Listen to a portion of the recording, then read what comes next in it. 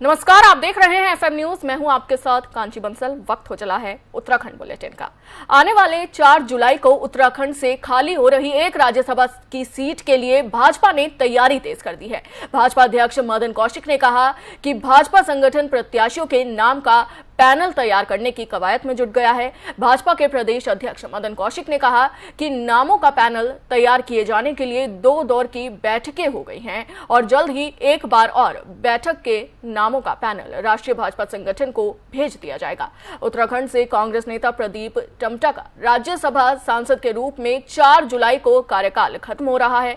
ऐसे में राज्यसभा के लिए खाली हो रही इस सीट के लिए भाजपा ने प्रदेश स्तर पर 2 बैठकें करनी है। मदन कौशिक ने मीडिया से बात करते हुए बताया कि आज शाम हरिद्वार के 2 दिवसीय दौरे पर केंद्रीय मंत्री पीयूष गोयल आएंगे।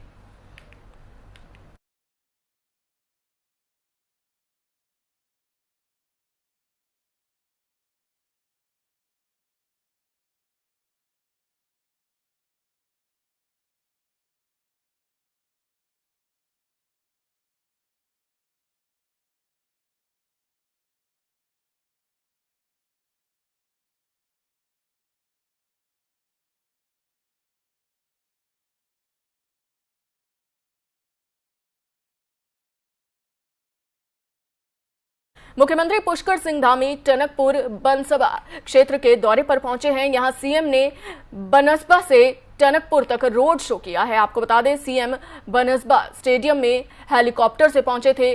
बनसबा से टनकपुर तक रोड शो के बाद टनकपुर के गांधी मैदान में उन्होंने रोड शो के दौरान सीएम के साथ सांसद अजय टम्टा और पूर्व विधायक कैलाश गहतोड़ी भी मौजूद रहे। इससे पहले भी बुधवार को मुख्यमंत्री पुष्कर सिंह धामी कुमाऊं दौरे पर थे।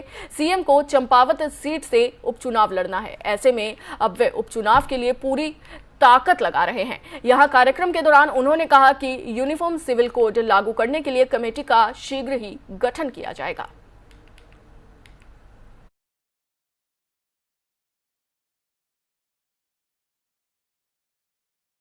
उत्तराखंड विधानसभा चुनाव 2022 में आम आदमी पार्टी ने प्रदेश की सभी 70 सीटों पर चुनाव लड़ा, लेकिन आप एक भी सीट नहीं जीत पाई, जिसके बाद गुरुवार को आम आदमी पार्टी ने उत्तराखंड की प्रदेश कार्यकारिणी को भंग कर दिया है। आम आदमी पार्टी के प्रदेश प्रभारी दिनेश मोहनिया के निर्देश पर उत्तराखंड आम आदमी पार्टी की सभी इकाइयां, प्रदेश कार्यकारी प्रकोष्ठ आदि तत्काल प्रभाव से भंग कर दी गई है। दिनेश मोहनिया का कहना है कि जल्द ही नई कार्यकारिणी का विस्तार किया जाएगा। वहीं आम आदमी पार्टी के प्रदेश प्रभारी दिनेश मोहनिया ने ट्वीट करते हुए कहा कि पार्टी के राष्ट्रीय संयोजक अरविंद केजरीवाल के निर्देश पर उत्तराखंड के संगठन और प्रकोष्ठ की सभी इकाइयां भंग की गई हैं।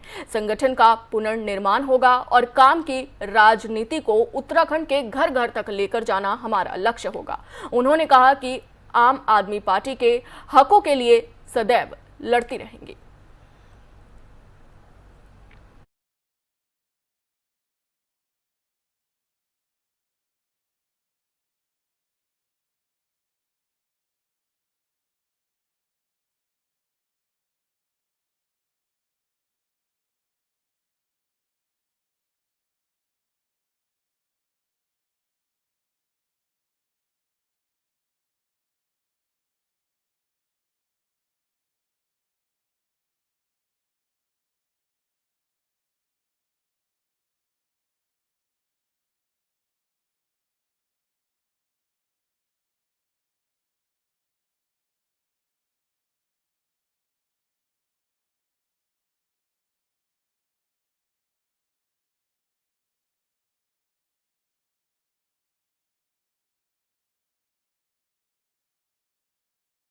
उत्तराखंड विधानसभा चुनाव 2022 में आम आदमी पार्टी ने प्रदेश की सभी 70 सीटों पर चुनाव लड़ा, लेकिन आम आदमी पार्टी एक भी सीट नहीं जीत पाई, जिसके बाद गुरुवार को यानी कि आज आम आदमी पार्टी ने उत्तराखंड की प्रदेश कार्यकारिणी को भंग कर दिया है। आम आदमी पार्टी के प्रदेश प्रभारी दिनेश मोहनिया के निर्देश पर उत्तराखंड आम आदमी पार्टी की सभी इकाइयां, प्रदेश कार्यकारिणी प्रकोष्ठ आदि तत्काल प्रभाव से भंग कर दी गई हैं। दिनेश मोहनिया का कहना है कि जल्द ही नई कार्यकारिणी का विस्तार किया जाएगा। वहीं आम आदमी पार्टी के प्रदेश प्रभारी दिनेश मोहनिया ने ट्वीट करते हुए कहा कि पार्टी के राष्ट्रीय संयोजक अरविंद केजरीवाल के निर्देश पर उत्तराखंड के संगठन और प्रकोष्ठ की सभी इकाइयां भंग की गई हैं। संगठन का पुनर्निर्माण होगा और काम की राजनीति को उत्तराखंड के घर घर तक लेकर जाना हमारा लक्ष्य होगा। उन्होंने ये भी कहा कि आम आदमी पार्टी के हकों के लिए वे सदैव लड़ते रहेंगे।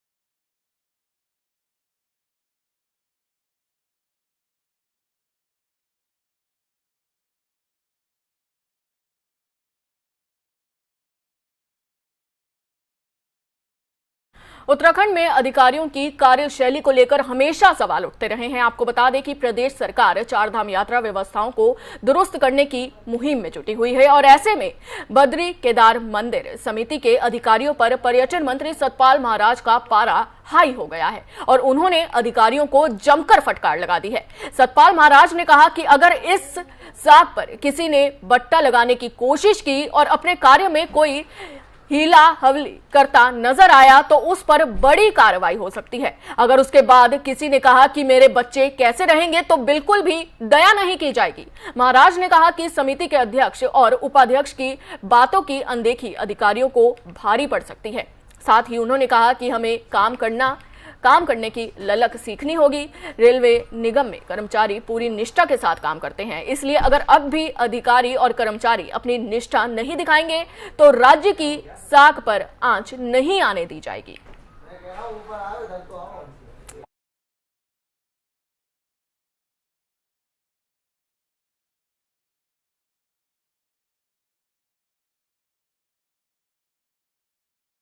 काम करने की भावना होनी चाहिए, संकल्प होना चाहिए कि हमारे अहोभाग्य है कि हम बद्री विशाल और केदारनाथ की सेवा करने का, मंदिर की सेवा करने का हमें मौका मिला है।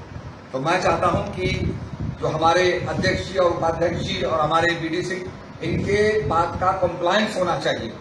इनकी बात को मानिए, ये नहीं कि भाई कोई सुनने वाला नहीं है, कोई करने वाला नहीं, इस तरह की भावना नहीं चलेगी। मैं आपको बता रहा हूं, मैं बड़ा स्पष्ट करने आया हूं कि आदेशों का पालन होना चाहिए और आप सीआर लिखिए, हाँ सबकी एंट्री करवाइए। जो काम बात नहीं मानता उसकी बैड एंट्री करिए, क्योंकि इस समय यात्रा सीजन बहुत बड़ा सीजन चलने वाला है। 2 लाख के करीब लोग जो है इस समय रजिस्ट्रेशन हो चुके हैं और हमको देखना है कि जो कैरिंग कैपेसिटी है उसके मुताबिक जो है लोग पहुंचे। तो ये बहुत जरूरी है कि आप लोगों को काम करना, दिन रात भी काम करना पड़ेगा। मैं एक उदाहरण देना चाहता हूं, आपने देखा होगा रेलवे में कभी हड़ताल नहीं होती है, उसका एक कल्चर है रेलवे का।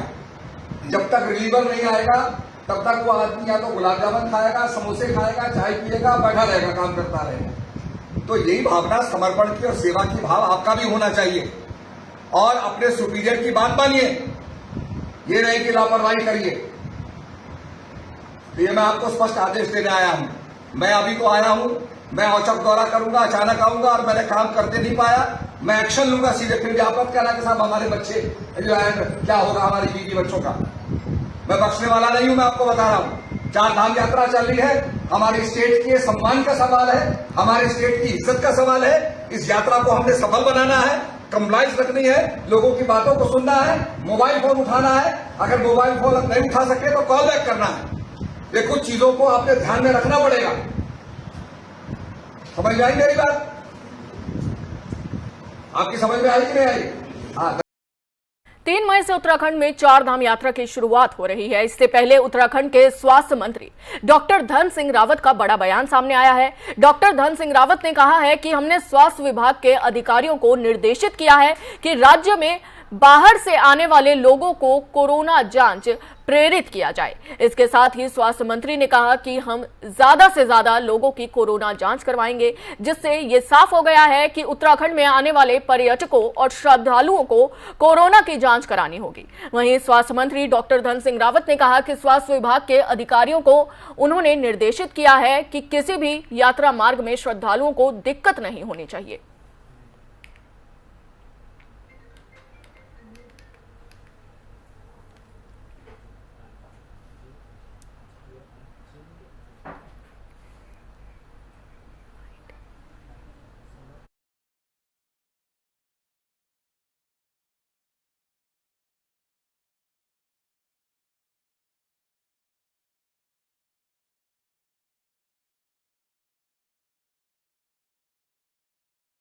उत्तराखंड में 4 धाम यात्रा की शुरुआत होने जा रही है। इससे पहले उत्तराखंड के स्वास्थ्य मंत्री डॉक्टर धन सिंह रावत का बड़ा बयान सामने आया है। डॉक्टर धन सिंह रावत ने कहा है कि हमने स्वास्थ्य विभाग के अधिकारियों को निर्देशित किया है कि राज्य में बाहर से आने वाले लोगों को कोरोना जांच अनिवार्य की जाए। इसके साथ ही स्वास्थ्य मंत्री ने कहा कि हम ज्यादा से ज्यादा लोगों की कोरोना जांच करवाएंगे, जिससे ये साफ हो गया है कि उत्तराखंड में आने वाले पर्यटकों और श्रद्धालुओं को कोरोना की जांच करानी होगी। वहीं स्वास्थ्य मंत्री डॉक्टर धन सिंह रावत ने कहा कि स्वास्थ्य विभाग के अधिकारियों को उन्होंने निर्देश दिए हैं कि किसी भी यात्रा मार्ग में श्रद्धालुओं को किसी भी तरह की दिक्कत का कोई सामना न करना पड़े।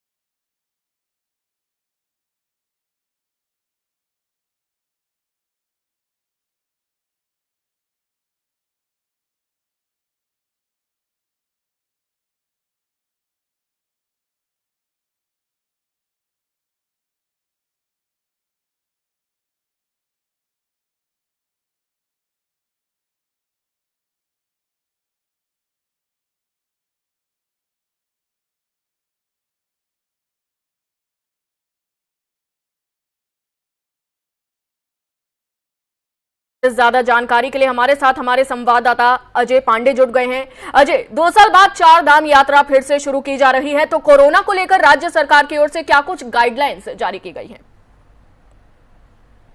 देखिए, इस बार 4 धाम यात्रा जो शुरू की जा रही है, इसमें कोई गतिरोध ना हो, इसको लेकर के प्रदेश सरकार की ओर से कोरोना की नई गाइडलाइन तैयार की जा रही है और जल्द ही ये नई गाइडलाइन जारी कर दी जाएगी।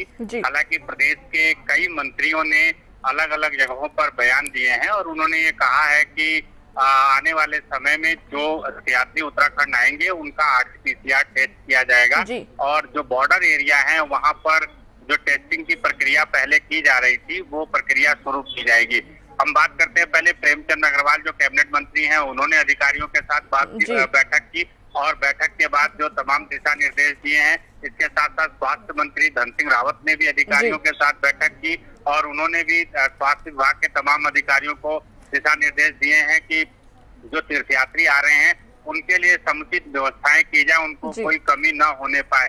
इसके साथ साथ पर्यटन एवं तीर्थाटन मंत्री सतपाल महाराज ने भी बैठक की अधिकारियों के साथ और उन्होंने भी यही बात दोहराई है और ये कहा है कि जितने भी तीर्थयात्री यहाँ आएंगे उनके लिए प्रदेश सरकार की ओर से समुचित व्यवस्थाएं की जा रही है, चाहे उनके ठहरने के लिए उनको बसों से चारों धामों में दर्शन कराने के लिए पहुंचाने के लिए, बाकी अन्य जो सुविधाएं हैं वो सारी मुहैया कराने के लिए। इसके साथ साथ कल प्रधानमंत्री नरेंद्र मोदी ने सभी प्रदेशों के मुख्यमंत्रियों के साथ बैठक की थी, जिसमें उत्तराखंड के मुख्यमंत्री पुष्कर सिंह धामी भी वर्चुअली जुड़े थे, स्वास्थ्य मंत्री भी वर्चुअली जुड़े थे और प्रधानमंत्री ने भी कई दिशा निर्देश दिए हैं। क्योंकि पूरे भारत के कई जगहों पर कोरोना के मामले लगातार बढ़ रहे हैं, तो इस बार कोरोना को लेकर के प्रदेश सरकार पहले से ही अलर्ट नजर आ रही है। हालांकि सभी जिलों के जो जिलाधिकारी हैं वो अपने अपने स्तर से नए नई गाइडलाइन जारी कर रहे हैं। जी। राजधानी देहरादून के जिलाधिकारी ने गाइडलाइन जारी की है और ये कहा है कि अगर कोई बिना मास्क के पाया जाता है, बिना मास्क के सार्वजनिक स्थानों पर घूमता हुआ पाया जाता है तो 500 से लेकर के 1000 रुपए तक का जुर्माना लगाया जाएगा। इसी तरह से चूंकि ऋषिकेश से लेकर के जो चारों धामों में जाने वाले जो तीर्थयात्री हैं, जब वो आएंगे, हरिद्वार में आएंगे तो उनके लिए भी अलग अलग गाइडलाइन तैयार की जा रही है। इसके साथ साथ मुख्यमंत्री पुष्कर सिंह धामी ने यहाँ मुख्य सचिव और प्रमुख सचिव, अपर मुख्य सचिव के साथ बैठक करके ये कहा है कि जल्द से जल्द एक नई गाइडलाइन तैयार की जाए जो उत्तराखंड में जितने तीर्थयात्री आ रहे हैं उनके लिए व्यवस्था कैसे की जाए, उनके लिए किस तरह के प्रतिबंध लगाए जाए। क्योंकि कोरोना काल के दौरान पिछले 2 साल में तीर्थयात्रियों के लिए प्रतिबंध लगाए गए थे और काफी कम संख्या में तीर्थयात्री चारों धामों में दर्शन करने के लिए पहुंचे थे।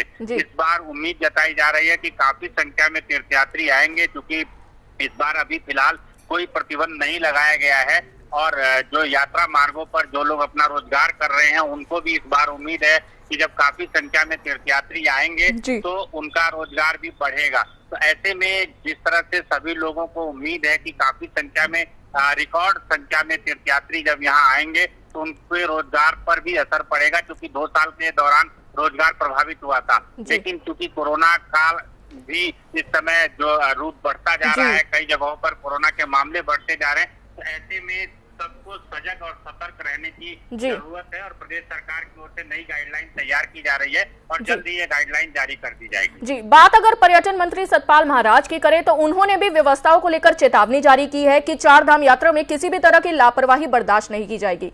इसको लेकर अधिकारियों की ओर से क्या कुछ तैयारियां हैं?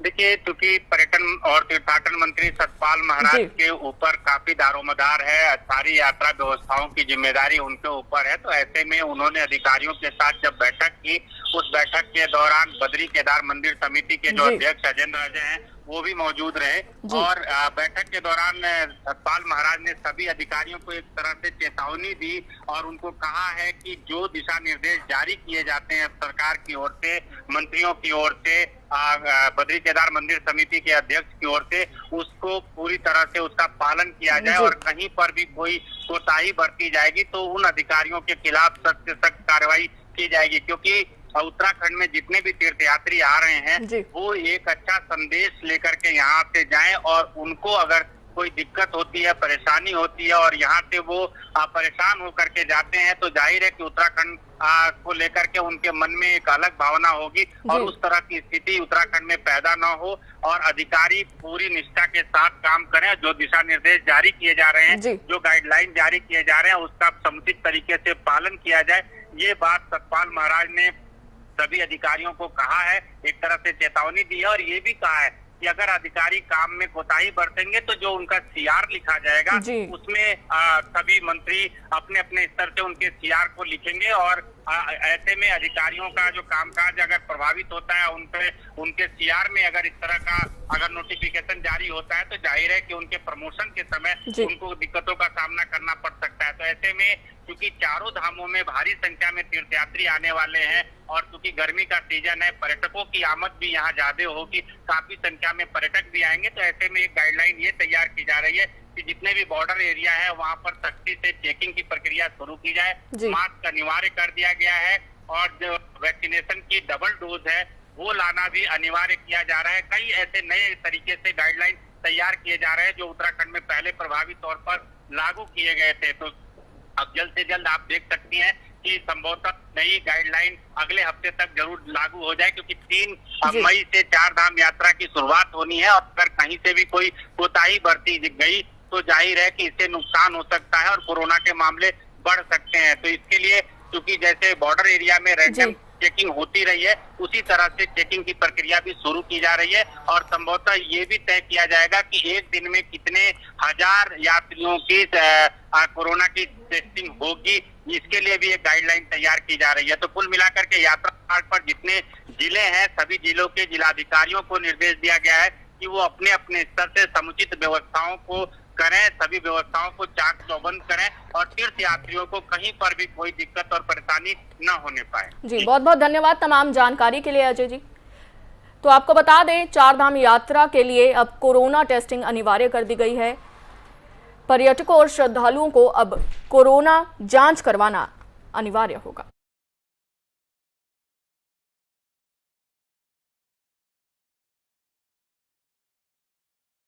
उत्तराखंड हाईकोर्ट ने DLAD यानी कि NIOS प्रशिक्षण प्राप्त अभ्यर्थियों को राजकीय प्राथमिक विद्यालय में सहायक अध्यापक पदों की नियुक्ति प्रक्रिया की काउंसलिंग में शामिल करने को लेकर दायर की गई याचिकाओं पर एक साथ सुनवाई की है। इस मामले में सुनने के बाद कार्यवाहक मुख्य न्यायाधीश संजय कुमार मिश्रा और न्यायमूर्ति RC खुल्बे की खंडपीठ ने सरकार को निर्देश दिए हैं कि याचिका कर्ताओं को काउंसलिंग में शामिल किया जाए। आपको बता दें कि पूर्व में कोर्ट ने इस अभ्यर्थियों को सहायक अध्यापक भर्ती प्रक्रिया में शामिल होने से रोकने वाले 10 फरवरी 2021 के शासनादेश पर अगले आदेश तक रोक लगा दी थी। अब कोर्ट के इस आदेश से करीब 37,000 DLAD अभ्यर्थियों को राहत मिलेगी।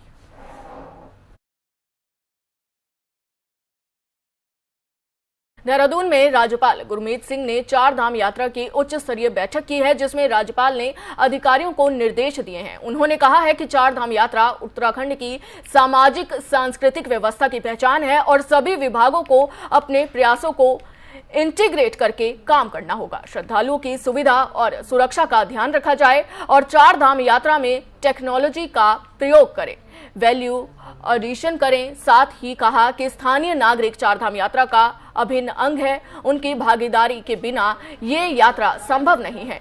होटल वाले, गाड़ी वाले, दुकान वाले सभी इस यात्रा के महत्वपूर्ण भागीदार हैं। सबकी सुविधाओं का ध्यान रखा जाए।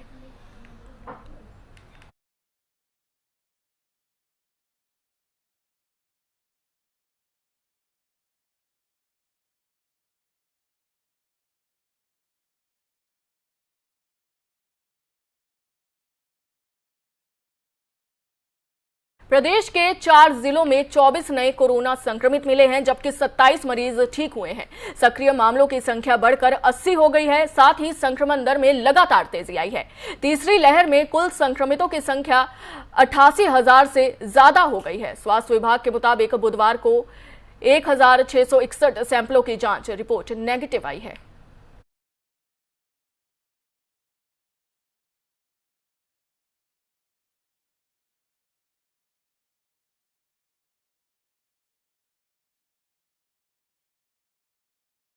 खटीमा पुलिस को गोकसी तस्करी के मामले में बड़ी सफलता हाथ लगी है। दरअसल बीती रात खटीमा बाजार चौकी पुलिस को गोकसी तस्करी की सूचना मिली थी, जिस पर बाजार चौकी प्रभारी होशियार सिंह ने तत्काल अपनी टीम के साथ मौके पर पहुंचकर घेराबंदी की और 5 तस्करों को गिरफ्तार किया, जिनकी तलाशी लेने पर 80 किलो गोमांस हासिल हुआ है। वहीं खटीमा कोतवाल नरेश चौहान ने पुलिस टीम को आदेश दिए कि सख्ती से गोकसी तस्करों के खिलाफ अभियान चलाया जाए और जो भी इन कार्यों में लिप्त है उनको भी जल्द से जल्द गिरफ्तार कर लिया जाए।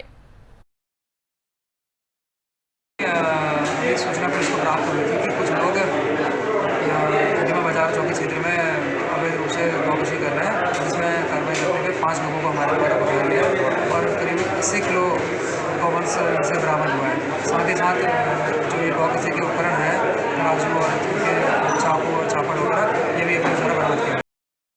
उत्तराखंड बुलेटिन में अभी के लिए बस इतना ही। देश और दुनिया की तमाम बड़ी खबरों के लिए देखते रहिए FM न्यूज़। जय हिंद।